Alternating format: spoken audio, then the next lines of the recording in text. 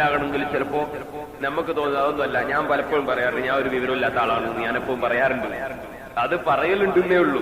അത് മനസ്സിലാകണമെങ്കിൽ നമ്മൾ റോട്ടുമ്പോ കൂടി ഇങ്ങനെ നടക്കുമ്പോ ഒരാള് എടാ ജാഹിലേ എന്ന് വിളിച്ചാൽ, അല്ലെങ്കിൽ എടോ വിവരമില്ലാത്തവനെ എന്ന് വിളിച്ചാൽ അപ്പൊ പിടിക്കും വെറുപ്പ്. അത് എത്ര വിവരമില്ലാത്ത എന്നെ പോലത്തെ മൂടനെ വിളിച്ചാ ആ മൂടനും പിടിക്കും വെറുപ്പ്.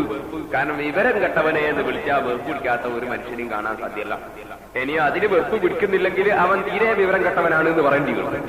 ആ നിലക്ക് വിവരം കെട്ടവനെ എന്ന് വിളിച്ചാൽ ആർക്കും വെറുപ്പ് പിടിക്കുന്നതിന്റെ കാരണം വിവരം ഇല്ലാതിരിക്കുക എന്നതിനെ ആരും സ്വാഗതം ചെയ്യുന്നില്ല, ആരും ഇഷ്ടപ്പെടുന്നില്ല എന്നതാണ് അതിന് കാരണം. ഇതുപോലെ തന്നെയാണ് വിജയം പരാജയപ്പെടുക എന്നതിനെ ഒരാളും സ്വാഗതം ചെയ്യുന്നില്ല, ഒരാളും അത് ഇഷ്ടപ്പെടുന്നുമില്ല.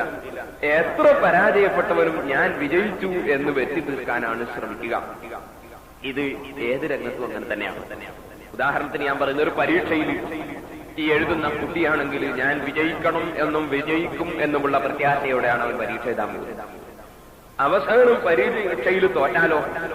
പരീക്ഷയിൽ തോറ്റാൽ അവൻ ആ സമയത്ത് കണ്ടുപിടിക്കും എന്തുകൊണ്ട് ഞാൻ തോറ്റു. അതിനെന്തെങ്കിലും ഒരു വജീഹ്, എന്തെങ്കിലും ഒരു ന്യായം.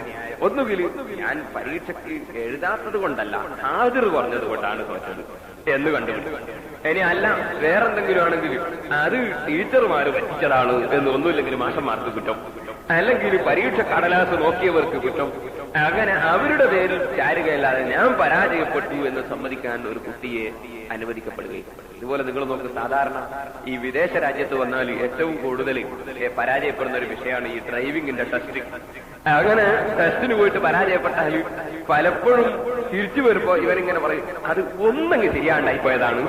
അപ്പൊ അവൻ പരാജയപ്പെട്ടു എന്ന് സമ്മതിക്കാൻ അവരും പറയാം എന്തോ ഒന്നങ്ങ് ശരിയാകാതെ ആയിപ്പോയതാണ് എന്ന് ഒരു ഹംല് അങ്ങനെ ഒന്നിന്റെ മേൽ ചുമത്തുക സ്വാഭാവികമാണ്. ഇനി നിങ്ങൾ നോക്കി, ഇലക്ഷനിലൊക്കെ പരാജയപ്പെട്ട ആളുകളെ നിങ്ങളൊന്ന് നോക്കി, അവര് വല്ല ചെന്നാല് അത് അങ്ങനൊക്കെ ആണെങ്കിലും അത് ആ ഒരു പ്രസ്താവന കൊണ്ട് സംഭവിച്ചതാണ്, അല്ലെങ്കിൽ ഇന്ന ഒരു കാര്യം കൊണ്ട് സംഭവിച്ചതാണ്, എനിക്ക് ആളില്ലാഞ്ഞിട്ടാണ് എന്ന് പറയാൻ ഒരു പരാജയപ്പെട്ടവനും സമ്മതിക്കുകയില്ല. അങ്ങനെ പരാജയപ്പെടുക എന്നതിനെ ഒരു മനുഷ്യനും അംഗീകരിക്കാത്ത ഒരു കാര്യമാണ് പരാജയപ്പെടുക. ഈ നമ്മുടെ രാജ്യത്തൊക്കെ രാഷ്ട്രീയ പാർട്ടിക്കാർ മത്സരത്തിൽ നിന്ന് പരാജയപ്പെട്ട പിറ്റേന്ന് ഓരോ പാർട്ടിക്കാരെയും പത്രങ്ങൾ എടുത്തു നോക്ക്, അവര് കണക്കുകൂട്ടിയിട്ടും കാണിച്ചു തരും ജയിച്ചിരിക്കുന്നു, തോറ്റിട്ടുണ്ടെങ്കിലും ജയിച്ചത് ഞങ്ങളാണ് എന്ന് അവർ കാണിച്ചു തരും. അതങ്ങനെ കാണിക്കുന്നത് വെച്ചാൽ കഴിഞ്ഞ കൊല്ലത്തിനേക്കാണ് ശതമാനം ഇത്ര കൂടിയിട്ടുണ്ട്, അപ്പൊ ഇത്ര വർദ്ധിച്ചിട്ടുണ്ട്, അങ്ങനെ വരുമ്പോ ഇത്ര വോട്ട് കൂടിയിട്ടുണ്ട് എന്ന് പറഞ്ഞിട്ട് പിന്നെയും വിജയിച്ചത് തോറ്റം തന്നെയാണ്. അങ്ങനെ പരാജയപ്പെട്ടു എന്നത് സമ്മതിക്കാൻ ലോകത്ത് ഒരു മനുഷ്യരും അംഗീകരിക്കാൻ തയ്യാറാവുകയില്ല. കാരണം പരാജയം എന്നത് മനുഷ്യൻ അംഗീകരിക്കാൻ സാധിക്കുന്ന ഒരു വിഷയം അല്ല. ഏത് മനുഷ്യനും ആഗ്രഹിക്കുന്നത് വിജയിക്കണം എന്നതാണ്. എന്നാൽ ഈ ഭൗതികമായ ലോകത്തുള്ള എല്ലാ വിജയങ്ങളും പരാജയങ്ങളും അത് തീർന്നു പോകുന്നതും അവസാനിച്ചു പോകുന്നതുമാണ്. ഈ ലോകത്തിൽ ഒരാള് വലിയ പരീക്ഷയിൽ വിജയിച്ചു അതിമഹത്തായ സ്ഥാനം കൈവരിച്ചു കഴിഞ്ഞാൽ എന്തിനധികം പറയണം, ഒരു രാഷ്ട്രത്തിന്റെയോ ലോകത്തിന്റെ മുഴുവനുമോ പ്രധാനമന്ത്രിയോ പ്രസിഡന്റോ അല്ലെങ്കിൽ ഒരു രാജ്യത്തിന്റെ മുഴുവൻ ഭരണാധികാരിയോ ആയി കഴിഞ്ഞാൽ തന്നെയും ആ ഭരണം അവസാനം തീർന്നു പോകുന്നത് മാത്രമാണ്. ആ വിജയം അവസാനിച്ചു പോകുന്ന വിജയം മാത്രമാണ്. ബഹുമാനപ്പെട്ട ഹസനുൽ ബസരി റളിയല്ലാഹു അൻഹു അടക്കമുള്ള പലരും ഒരിക്കൽ ഒരു വലിയ ബിൽഡിംഗ് കാണാൻ വേണ്ടി, ആരുടെ ബിൽഡിംഗ്? ഹജ്ജാജ് ഇബ്നു യൂസുഫ് എന്ന് പറഞ്ഞിട്ട് ലോകത്തുള്ള ധാരാളം ആലിമീങ്ങളെ കൊന്നൊടുക്കിയ, ധാരാളം മുഅ്മിനീങ്ങളെ കൊന്നൊടുക്കിയ, സ്വഹാബികളിൽപ്പെട്ട പല മഹാന്മാരെയും ആക്രമിച്ച ഒരു ദുഷ്ടനായ ഭരണാധികാരി. ആ ഭരണാധികാരി നൂറുകണക്കിന് സ്വഹാബികളെയും ആലിമീങ്ങളെയും അവന്റെ ഇംഗിതത്തിനനുസരിച്ച് നീങ്ങാത്തത് കൊണ്ട് കൊന്നുകളഞ്ഞിട്ടുണ്ട്. ആ ഹജ്ജാജ് ഇബ്നു യൂസുഫ് ഒരിക്കൽ ഒരു വലിയ ബിൽഡിംഗ് നിർമ്മിച്ചു. ബിൽഡിംഗ് എന്ന് പറഞ്ഞാൽ അതിമഹത്തായ, അന്ന് ലോകത്ത് എവിടെയും കാണാത്ത രൂപത്തിൽ ഉയർന്ന ബിൽഡിംഗ്. ഈ ബിൽഡിംഗ് നിർമ്മിച്ചിട്ട് ആളുകളെയൊക്കെ കാണാൻ വേണ്ടി, തന്റെ ബിൽഡിംഗ് കാണാൻ വേണ്ടി ക്ഷണിച്ചപ്പോൾ അന്ന് ലോകത്ത് ജീവിക്കുന്ന പണ്ഡിതന്മാരുടെ നേതാവായിരുന്ന ബഹുമാനപ്പെട്ട ഹസനുൽ ബസരി റളിയല്ലാഹു അൻഹു ഈ ബിൽഡിംഗ് കാണാൻ വേണ്ടി വന്നു. ബിൽഡിംഗ് ഇങ്ങനെ നോക്കിയിട്ട് എല്ലാവരും ബിൽഡിംഗിന്റെ ബഹുമതി ഇങ്ങനെ എടുത്തു പറയുമ്പോൾ ബഹുമാനപ്പെട്ട ഹസനുൽ ബസരി റളിയല്ലാഹു അൻഹു ബിൽഡിംഗ് നോക്കിയിട്ട് പറഞ്ഞു, ഇതാ ഇതിനേക്കാളെല്ലാം വലിയ ബിൽഡിംഗ് ഇവനേക്കാൾ ദുഷ്ടനായ ഭരണാധികാരി മുമ്പ് ഉണ്ടാക്കിയിരുന്നു. ഇതിനേക്കാളും വലിയ ബിൽഡിംഗ് ഇവനേക്കാൾ ദുഷ്ടനായ ഭരണാധികാരി മുമ്പ് ഉണ്ടാക്കിയിരുന്നു. പക്ഷേ ആ ബിൽഡിങ്ങുകൾ മുഴുവനും തകർന്നു പോവുകയും ആ ഭരണാധികാരി അവസാനം വെള്ളത്തിൽ വെച്ച് വെള്ളം കുടിച്ച് ചത്തുപോവുകയുമാണ് ചെയ്തിട്ടുള്ളത് എന്ന് ബഹുമാനപ്പെട്ട ഹസനുൽ ബസരി റളിയല്ലാഹു അൻഹു നിന്നിട്ട് ഇങ്ങനെ ആളുകളോട് പ്രസംഗിക്കുമ്പോൾ പലരും വന്ന് ഹസനുൽ ബസരി റളിയല്ലാഹു അൻഹുവിന്റെ വായ പിടിച്ച് കൊത്തിക്കളഞ്ഞു. കാരണം ആ നിലക്ക് ആക്ഷേപിച്ചുകൊണ്ട് പ്രസംഗിച്ചാൽ പിടിച്ചുകൊണ്ടുപോയി ശിക്ഷിച്ചുകളെയും കൊന്നുകളയും. അതുകൊണ്ട് ഈ പണ്ഡിതന് ഒന്നും സംഭവിക്കരുതെന്ന് മനസ്സിലാക്കി തന്നെ സ്നേഹിക്കുന്ന ആളുകൾ വന്നിട്ട് മുഖം പിടിച്ചിട്ട് ഇങ്ങനെ പൊത്തിവെക്കുമ്പോൾ താൻ പറയുന്നടോ, പണ്ഡിതന്മാരെ കർത്തവ്യമാണ് അവര് പഠിച്ച ഇൽമ് തുറന്ന് പറയുക എന്നത്. അത് ഞാൻ നിർവഹിച്ചിട്ടില്ലെങ്കിൽ പടച്ചറപ്പിന്റെ അടുക്കൽ ഞാൻ കുറ്റക്കാരനായി പോകും. അതുകൊണ്ട് ഇവന്റെ ബിൽഡിങ്ങിന്റെ പവറോ ഇവന്റെ ബിൽഡിങ്ങിന്റെ മഹത്വമോ കണ്ടിട്ട് എനിക്കെന്റെ ഇൽമ് മറച്ചുവെക്കാൻ നിവൃത്തിയില്ല. ഇവൻ ദുഷ്ടനായ ഭരണാധികാരിയാണ്, ആലിമീങ്ങളെ കൊന്നൊടുക്കുന്നവനാണ്, എത്രയോ ദോഷങ്ങൾ ഈ ഭൂമിലോകത്ത് വർദ്ധിപ്പിച്ചിട്ടുള്ളവനാണ് എന്ന് ബഹുമാനപ്പെട്ട ഹസനുൽ ബസരി റളിയല്ലാഹു അൻഹു പറഞ്ഞു. ഈ വിവരം ഹജ്ജാജ് ഇബ്നു യൂസുഫ് പറഞ്ഞപ്പോൾ ഹസനുൽ ബസരിയെ പിടിച്ചുകൊണ്ടുവരാൻ വേണ്ടി വലിയ ആളുകളെ മുഴുവനും പറഞ്ഞേച്ചു. ഹസനുൽ ബസരി റളിയല്ലാഹു അൻഹുവിനോട് വന്ന് പറഞ്ഞപ്പോ, നിങ്ങൾ പിടിച്ചു കൊണ്ടുപോകേണ്ട ആവശ്യമില്ല, ഞാൻ നടന്നങ്ങട്ട് പോയിക്കൊള്ളാമല്ലോ എന്ന് പറഞ്ഞ് താൻ തന്റെ കുപ്പായവും തലയൊക്കെ അണിഞ്ഞിട്ട് ഹജ്ജാജ് ഇബ്നു യൂസുഫിന്റെ കൊട്ടാരത്തിലേക്ക് പടച്ചറബിനെ ഭയപ്പെട്ടുകൊണ്ട് കയറി വരുന്നത് കണ്ടപ്പോൾ ഹജ്ജാജ് ഇബ്നു യൂസുഫ് ഇരിക്കുന്ന സ്ഥലത്ത് നിന്ന് ഹസനുൽ ബസരിയുടെ ആ മുഖം കാണുന്ന സമയത്ത് എഴുന്നേറ്റ് നിന്നുപോയി. ഹസനുൽ ബസരി റളിയല്ലാഹു അൻഹുവിന് ഇരിപ്പടം കൊടുത്തുപോയി. ഒരൊറ്റ അക്ഷരം അങ്ങോട്ട് പറയാൻ കഴിഞ്ഞില്ല. ഞാൻ പറയാൻ കാരണം ഈ ഭൂമിലോകത്തുള്ള വിജയങ്ങളൊന്നും യഥാർത്ഥ വിജയം അല്ല. ഈ ലോകത്തുള്ള വിജയത്തിന്റെ മാനദണ്ഡം അതൊരു പക്ഷേ ഭൗതികമായ ഉയർച്ചയോ അല്ലെങ്കിൽ സാമ്പത്തികമായ ഉയർച്ചയോ വിദ്യാഭ്യാസത്തിന്റെ പുരോഗതിയോ അല്ലെങ്കിൽ അധികാരത്തിന്റെ ഹുങ്കോ ഇങ്ങനത്തെ പലതുമാകാം. പക്ഷേ യഥാർത്ഥ വിജയം എന്ന് പറയുന്നത് ഈ ലോകത്തുള്ള വിജയങ്ങൾ അല്ല. യഥാർത്ഥ വിജയത്തെയാണ് ബഹുമാനപ്പെട്ട ഹസനുൽ ബസരി റളിയല്ലാഹു അൻഹു എന്ന് പ്രതിനിധാനം ചെയ്തത്. അതാണ് ലോകത്തുള്ള സാലിഹീങ്ങളെല്ലാം പ്രതിനിധാനം ചെയ്യുന്നത്. ആ വിജയം പരിശുദ്ധ ഖുർആനിൽ അല്ലാഹു എടുത്തു പറയുന്നു. ആരാണ് വിജയിച്ചവർ? ഇപ്പോ ഒരു തെരഞ്ഞെടുപ്പ് നടന്നാൽ ആ തെരഞ്ഞെടുപ്പ് നടന്നിട്ട് 2-3 ദിവസത്തേക്ക് ഇങ്ങനെ ദമ്മിനിടുന്ന ദിവസങ്ങളുണ്ടാവും. വോട്ട് എണ്ണുന്നതിന് മുമ്പ് അത് ചൂടായി വീഴാൻ വേണ്ടി 2-3 ദിവസത്തേക്ക് ദമ്മിനിടും. അങ്ങനെ കുറെ ദിവസം ഇങ്ങനെ ഉറക്കൊഴിച്ച ആളുകൾക്കൊക്കെ തൽക്കാലം ഉറങ്ങാൻ വേണ്ടിയുള്ള ഒരു സമയമാണിത്. കാരണം എല്ലാവർക്കും അറിയാം ഇത് ഒരുപാട് ഉറക്കൊഴിച്ച കാര്യമാണ്. ഇനിയിപ്പോ 2-1 വന്നാൽ പിന്നെ കുറച്ച് ദിവസം പിന്നെ ഉറക്കൊഴിക്കേണ്ടി വരും.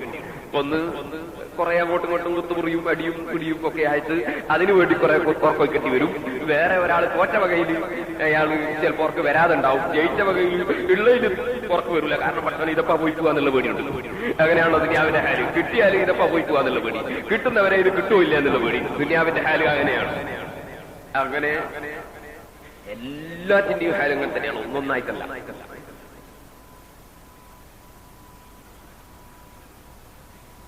ഖനാഅത്ത് എന്ന് പറയുന്ന കാര്യം അഥവാ ഉള്ളത് കൊണ്ട് മതിയാക്കുക എന്ന് പറയുന്ന കാര്യം അല്ലാഹു ഖൽബിൽ കൊടുത്തിട്ടില്ലെങ്കിൽ എപ്പോ നോക്കിയാലും ബേജാറില്ലാത്ത ഒറ്റ സമയം ഉണ്ടാവില്ല.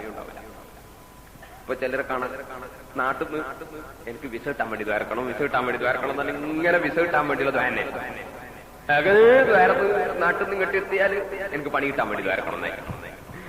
അങ്ങനെ പണി കിട്ടിയാൽ ഈ പണി നിലനിൽക്കാൻ വേണ്ടി ദ്വാരക്കണം. പിന്നെ ആ പണി ഇങ്ങനെ എടുത്തോണ്ടിരിക്കും, ഈ പണി ഇത് കുറച്ചുകൂടി കയറ്റം കിട്ടണം എന്നുള്ളത് കാര്യമായി. അങ്ങനെ ദുന്യാവ് എന്നത് മധുരമുള്ളതും പറ്റയായതുമാണ് എന്ന് അഷ്റഫുൽ ഖൽഖ് സല്ലല്ലാഹു അലൈഹി വസല്ലം തങ്ങൾ പറഞ്ഞു. ഖനാഅത്ത് ഉള്ളത് കൊണ്ട് മതിയാക്കുക എന്ന് പറയുന്ന കാര്യം മനുഷ്യന്റെ ഖൽബിലില്ലെങ്കിൽ അവൻ ഒരു കാലത്ത് മനസ്സമാധാനം ഉണ്ടാവില്ല. അതിരിക്കട്ടെ. അങ്ങനെ ഈ 2-3 ദിവസം ദമ്മിനിട്ടും പിന്നെ ജയിച്ചതും തോറ്റതും അറിയുന്ന റിപ്പോർട്ട് വായിക്കുന്ന ദിവസമായ എല്ലാ റേഡിയോവിന്റെ മുമ്പിലും എല്ലാ ടെലിവിഷന്റെ മുമ്പിലും ആളുകൾ വലിയ ക്യൂ ആണ്. കാരണം ആരാണ് ജയിച്ചത് ആരാണ് തോറ്റത് എന്നറിയുന്നത്. ആരാണ് ജയിച്ചത് ആരാണ് തോറ്റത് എന്നറിയണം. അതിനുവേണ്ടി വലിയ ക്യൂ ആണ്. എന്നാൽ യഥാർത്ഥ വിജയം എവിടെ? ഈ വിജയം യഥാർത്ഥ വിജയം അല്ല. ഞാൻ പറഞ്ഞില്ലേ, വിജയിച്ച മനുഷ്യൻ 2-3 ദിവസം ആഹ്ലാദമൊക്കെ നടത്തി അവൻ സ്ഥാനത്തേക്ക് കയറി വരുമ്പോഴേക്ക് ദുനിയാവിന്റെ വിജയം കൈവച്ചവന്റെ കൽബിൽ പിന്നെ പേടിയായി. പടച്ചവനെ, എപ്പോഴാണ് ഈ കസേര പോയി പോവുക, എപ്പോഴാണ് ഞാൻ പരാജയപ്പെടുക, എപ്പോഴാണ് എന്നെ മറച്ചിടുക എന്നുള്ള പേടി കൊണ്ടവന്റെ കൽബിന് സമാധാനം ഇല്ല. അതേസമയത്ത് തോറ്റ മനുഷ്യൻ 2-3 ദിവസത്തേക്ക് ആരും മുമ്പിലും ഇറങ്ങൂല. അയാൾ ഇങ്ങനെ ഇരുന്നിട്ട് കണക്കൂട്ടാൻ തുടങ്ങും. ഞാൻ ജയിച്ചു എന്ന് വെച്ച് തീർക്കാനുള്ള കണക്കെന്തൊക്കെയാണ്. അങ്ങനെ കണക്കൂട്ടിയിട്ട് അവസാനം ഇയാളൊരു 3-4 ദിവസം കഴിയുമ്പോഴേക്ക് രംഗത്ത് വന്നു, എടാ എന്നെ നാളെ ഇറക്കിത്തരടാ എന്ന് പറഞ്ഞിട്ട് പിന്നെ മറ്റവരെ ഇറക്കാൻ എന്ത് വൈകിട്ട് നോക്കിയിട്ട് ഇയാൾ നടക്കും. ഈ നിലക്കാണ് ദുനിയാവിന്റെ ഹാലുള്ളതെങ്കിൽ യഥാർത്ഥ വിജയം മറ്റൊരാൾക്ക് കസേരയിൽ നിന്ന് പിടിച്ചിറക്കാൻ കഴിയുന്ന വിജയം അല്ല. യഥാർത്ഥ പരാജയം പിന്നീട് വിജയിക്കാൻ വേണ്ടി പ്രവർത്തിക്കാവുന്ന പരാജയവും അല്ല. യഥാർത്ഥ വിജയം ഒരു മനുഷ്യൻ കൈവരിച്ചു കഴിഞ്ഞാൽ പിന്നെ മറ്റൊരാൾക്ക് ആ കസേരയിൽ നിന്ന് പുറത്തേക്ക് വലിച്ചിടാൻ സാധ്യമല്ല. അവന്റെ ഈ കസേര തെറിച്ചു പോകുമെന്ന് പേടിക്കേണ്ട ആവശ്യവും ഇല്ല. അതേസമയത്ത് യഥാർത്ഥ പരാജയം സംഭവിച്ചു കഴിഞ്ഞാൽ ആ പരാജയപ്പെട്ടവന് പിന്നീട് വിജയത്തിനു വേണ്ടി മാർഗവും ഇല്ല. ഈ നിലക്കുള്ള വിജയവും പരാജയവും ഉണ്ട്. അതിൽ വിജയിച്ചവരുടെ ലീസ്റ്റ് അല്ലാഹു സുബ്ഹാനഹു വ തആല ഖുർആനിലൂടെ ലോകത്തിന് പഠിപ്പിക്കുന്നു. ബിസ്മില്ലാഹിർ റഹ്മാനിർ റഹീം.